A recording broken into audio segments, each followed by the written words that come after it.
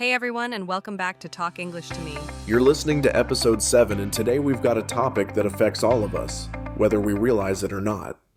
That's right, we're diving into the world of computer viruses. What are they? How do they spread? And how can we protect ourselves? We've got some cool facts, real stories, and easy English explanations coming your way, so stay tuned. Let's get into it. Welcome back. You sent us down a really interesting path this time. We're diving deep into viruses. But not just one kind, right? Exactly. Both the computer kind, the ones that mess up your machine, and the health kind, the ones that make you feel, well, sick. We've got two main sources. One's a YouTube transcript about computer glitches and the English words around them. And the other defines health viruses, and it even has this little story about a student, Lena, getting sick. Yeah, it seems like an odd mix at first, computers freezing and people sneezing. But our mission here is to see how that single word virus works in both worlds, and hopefully pull out some useful stuff for you. Definitely. I think looking at them side by side will show some surprising connections in, how we think and talk about these things. Okay, let's start with the tech side then, the digital bug. Sounds good. The YouTube transcript jumps right in. Someone saying, oh great, the stupid computer froze again. That's the third time today. Yeah, we've all been there. Instant frustration. And it immediately points towards, well, a problem. Which turns out to be a computer virus. And the source gives us a basic definition, right? It does. It says a computer virus is basically a program designed specifically to harm or damage a computer. So it's intentional, malicious software. Exactly. Not just a random glitch. And that word froze comes up early, too. Yeah, froze computer just stops, locks up, you can't click anything. Simple enough. Then this character Samuel comes in, runs a virus scan. The scan. And finds infected files. That's another key term. Files that have the virus in them. What I found interesting was the other person's reaction. They were like, but I'm careful online. How did this happen? Yeah, that's super common, isn't it? People think if they don't click on weird links, they're totally safe. But Samuel points out the real issue. The antivirus software wasn't up to date. Right. And not up to date is crucial. It just means the software didn't have the latest info, the newest virus definitions. Couldn't recognize the new threat. Like you said earlier, using an old map. Exactly. An old map that doesn't show the new bypass or the road closure. You're vulnerable. So the key vocabulary there. Infected file. A file carrying the virus. And not up to date. Lacking current info. They gave examples like an old computer, an old map. And reports, yeah. And then they flipped it to show the positive. An up-to-date map. Up-to-date software. Much better. Then they shifted gears a bit into more general English phrases like, I'll be right up down house. Oh yeah, those are useful. Like if someone needs computer help upstairs, I'll be right up. Or dinner's ready downstairs, I'll be right down. And the classic, needing the bathroom, I'll be right out, makes it feel very real. Definitely. The other phrase was, it turns out. Yes, for revealing something unexpected. Like, it turns out that Frank was actually sick. That's why he missed the meeting. Or their other example, the joking pregnancy announcement. It signals a reveal, basically. And the last one? The fluency builder, acting up. Right. Instead of saying, my computer isn't working properly, which sounds a bit stiff. You just say, my computer's acting up again. Sounds much more natural. Totally. It applies to anything acting strangely. Your car, your phone, whatever.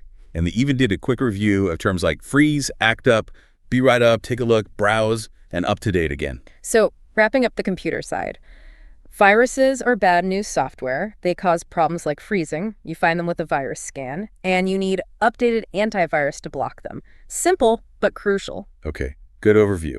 Now let's pivot from digital bugs to biological ones. The health side of things. It's fascinating we use that same word, virus. The second source makes that link directly. Just like computers get sick, people get sick. And it defines these biological viruses as, well, incredibly small things. You need a microscope to even see them. Tiny invaders.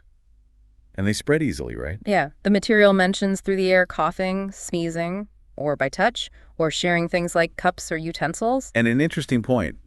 They're not technically living things. Right. They kind of hijack our own body's cells to make more copies of themselves. That's what causes the problems. Which leads to symptoms. That's another key word.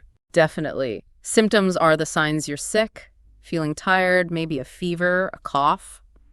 The usual suspects. The source breaks down a lot of this vocabulary. We have infection. That's the virus getting in and multiplying. Like a throat infection, yeah. Then fever, body temperature goes up. A cough, that sudden burst of air from your throat. And a sneeze, similar but from the nose, and often spreads those little droplets. Spreads the virus, yeah.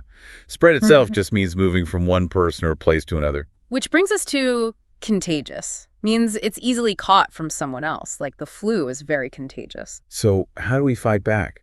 Our bodies have the immune system. Our natural defense force, basically. It fights off these invaders. And we can help it out with a vaccine. Right, a vaccine is like a training session for your immune system. It teaches it to recognize and fight a specific virus. What about stopping the spread? We heard about quarantine. Yeah, staying home when you're sick so you don't give it to others. And social distancing, keeping some space between people. Then the physical barriers, wearing a mask over your mouth and nose. And using hand sanitizer, that gel or liquid, to kill viruses on your hands. We also have treatment, which is what doctors do to help you feel better. Which involves doctors and nurses, the healthcare pros. It's a really solid list of terms. Knowing these helps you understand health news, doctors' advice, all that stuff. Absolutely. And to make it less abstract, the source uses that story about Lena. Ah, yes, Lena's story. It really brings those terms to life. It starts pretty simply.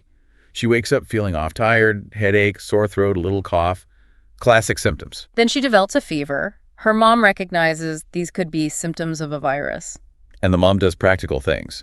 Checks the fever, gives her tea, and tells her brother Max to keep his distance because she might be contagious. Trying to stop the spread right there in the house. Smart. Lena then gets worse, sneezing, runny nose. So they call the doctor. Video call.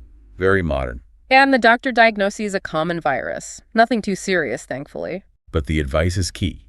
Rest, fluids, medicine for the fever, and quarantine. Defined again as stay home, don't spread it around, keep others safe. And the family uses precautions too. Mom wears a mask in Lena's room.